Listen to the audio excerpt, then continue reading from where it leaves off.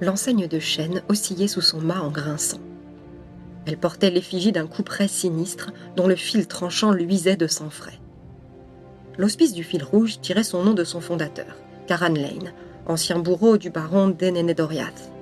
La légende voulait qu'il eût quitté son état en constatant avec dépit que les clients de son office avaient une tendance de plus en plus marquée à revenir d'outre-tombe pour troubler son sommeil.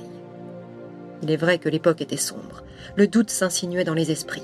Les royaumes du Nédin semblaient décliner devant l'ombre menaçante du roi sorcier et les tombes des rois gagnées par l'influence de maléfices impies.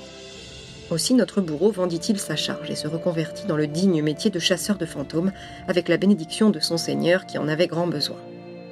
Karan Lane établit ses quartiers dans un relais de poste désaffecté qui desservait le chemin vert.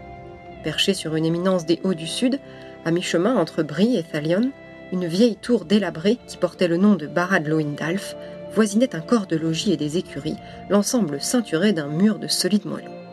Il renforça les modestes fortifications et fit creuser un puits.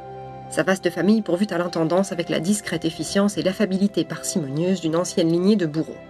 Collecte du fourrage, culture d'un jardin de légumes, affermage des terres auprès des éleveurs de moutons, toutes ces dispositions furent prises avec le sang-froid d'une famille industrieuse. Par la force des choses, l'établissement devint assez rapidement un havre au milieu d'une traversée hasardeuse. Les voyageurs craignaient à juste titre l'étape ralliant Brie à Thalion. Lorsque la brume ou la nuit envahissait les hauts des Galgal, la peur se répandait par les collines hérissées de dents de pierre. Des gens disparaissaient dans des circonstances incertaines, et les rumeurs d'atrocités se répandaient par les hauts. Alors le père Karan Lane allumait un feu au sommet de sa tour, fanal d'espoir pour les voyageurs imprudents perdus dans le néant.